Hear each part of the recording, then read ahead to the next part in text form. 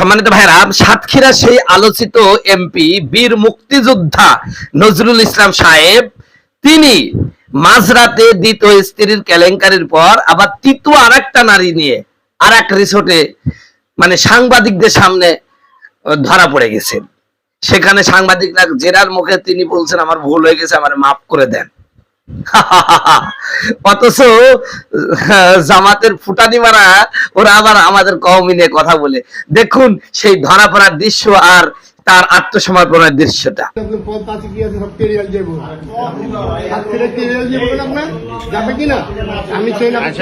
তোমার নাম কি? নামটা বলো ভাইয়া, আমরা তোমার ক্ষতি করবো না। বলো নামটা বলো। বলো ভাইয়া বলো নামটা বলো।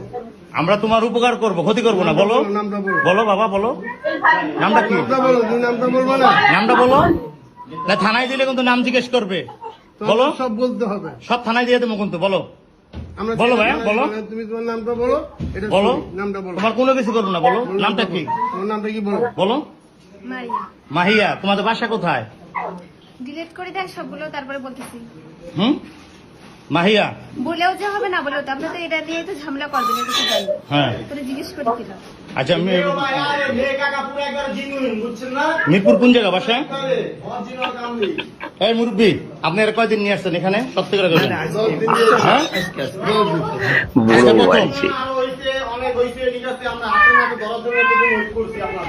আচ্ছা শোনেন, এই রুম ভাড়া করছেন নীলার থেকে? আমি জানি না, আমার একটা ভাগ নিয়ে আসে সেইতে পারবো। ওই যে ড্রাইভার। হ্যাঁ ও আচ্ছা দেখেন না স্যার, চিনি না আমরা। এই থোড়ি আমরা থোড়া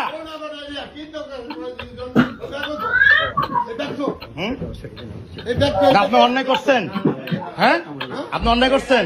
আপনি একজন জামাত হয়ে কিভাবে কাজটা করলেন? মেয়ের লোক লিয়া না, এমনি না। আপনি একটা ঘরের ভিতরে আপনারা কয়দিন আছেন এ নিয়ে?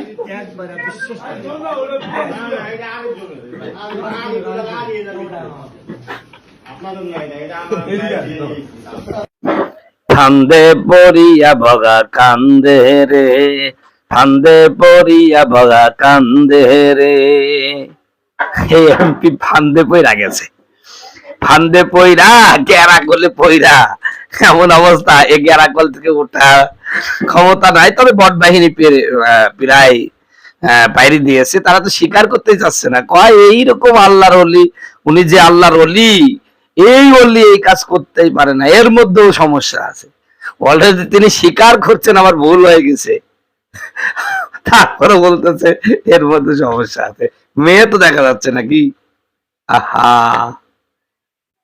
আমি একটা কথা বলতে চাই জামাতের ভাইদেরকে। ও জামাতের ভাইরা, আপনারা দিন কায়েম করবেন, সর্বপ্রথম শরিয়ার প্রথম আইনটা এই এমপির ব্যাপারে কি করতে পারবেন?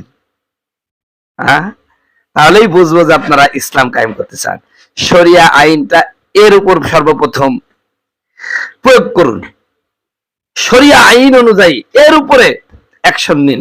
যদি এই তৃতীয় মেয়েটা তার বৈধ স্ত্রী না হয়, অবশ্যই শরিয়া আইন আপনাদেরকে কার্যকর করতে হবে।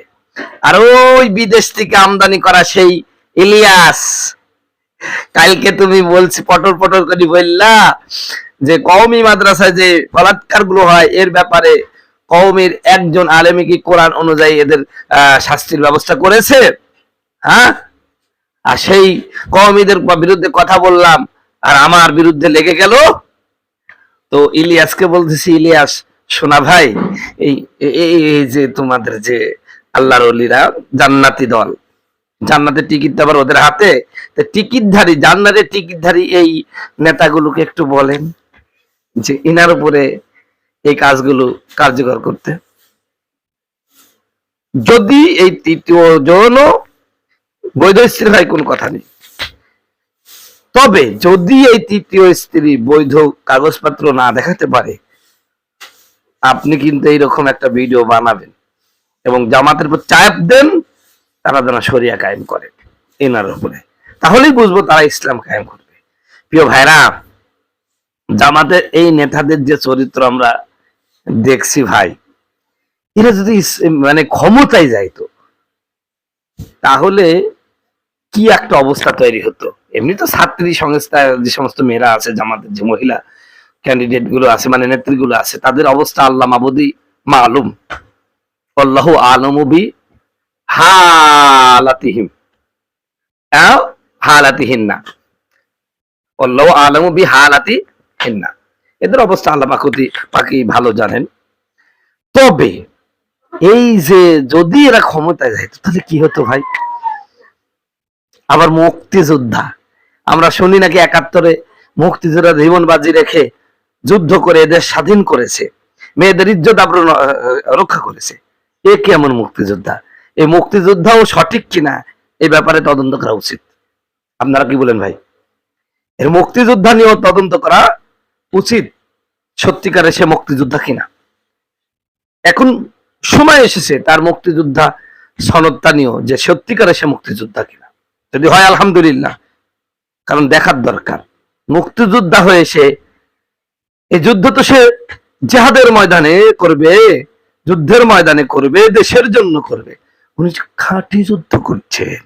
আসলে পুরুষের সবচেয়ে বড় শত্রু হলো তার ধন আর মাল, এটাই হলো পুরুষের সবচেয়ে বড় শত্রু। এই ধন যদি না ঠিক রাখতে পারেন ভাই, তাহলে খবর আছে। তো আমাদের নুন হুজুরকেও বলি যে আপনি কোথায় আছেন? দেখতে পাচ্ছেন না? বড় বড় ফেসবুকে তো লেখা দেখছি না ভাই, নুরুজ্জামান নোমানি নুনু ভাই, আমাদের আলী হাসান উসামা ভাই, কি ব্যাপার? চুপ কেন? কথা বলছেন না কেন? কথা বলতে কি সমস্যা? ওই কথা কন, কথা কথা না কইলে বন্ধু কাছে আইসো না, কথা না কইলে বন্ধু দেখা দিও না। বন্ধুগণ আমার, ভাইয়ারা আমার, আল্লাহ রাব্বুল আলামিন কোরআনুল কারীমের মধ্যে বলেন ওয়ালিবাসুল লাকুম ওয়ালিবাসুল লাহুন্না, ইনারা কোন লিবাস হলো যেই লিবাসের মধ্যে যা করে এটা বাহিরে প্রকাশ পেয়ে যায়। আসলে এটা হলো আল্লাহর নিজের সাথে অসৎ আচরণ করার ফলাফল। প্রিয় ভাইরা আমার, এরা ঘুম থেকে উঠে স্বপ্নের মধ্যেও কওমি মাদ্রাসা নিয়ে বিষোদ্গার করে, কওমি আলেমদেরকে নিয়ে বিভিন্ন অবান্তর কথাবার্তা বলে। আর কওমি মাদ্রাসার আল্লাহর মকবুলিয়াত মাদ্রাসা, নবীজি স্বপ্নের মাধ্যমে এই মাদ্রাসা প্রতিষ্ঠিত করেছেন। দারুল উলুম দেওবন্দে তারই শাখা প্রসঙ্গা হলো এই উপমহাদেশের মাদ্রাসাগুলি। এই মাদ্রাসার সম্পর্ক হলো আল্লাহর সাথে, এই মাদ্রাসার যারা মুতাআল্লি তাদের সম্পর্ক আল্লাহর সাথে। সুতরাং কেউ যদি এই ওলি আউলিয়াদের সাথে বিয়াদবি করে, আল্লাহ রাব্বুল আলামিন গোটা পৃথিবীর মধ্যে তাদের বেইজ্জতি করে দেন। প্রিয় ভাইরা আমার, আজকে এটাই হলো তার জ্বলন্ত প্রমাণ। এজন্য বলি, আগামীতে যারা কওমি আলেম উলামা নিয়ে, কওমি মাদ্রাসা নিয়ে বিষোদ্গার করবা, কওমি মাদ্রাসার আলেমদেরকে অপমানিত করার চেষ্টা করবা, আল্লাহর কসম করে বলি আজ থেকে, আজকের এই ঘটনা থেকে শিক্ষা নাও, আল্লাহ রাব্বুল আলামিন তোমাদের কাউকেই ছাড়বে না।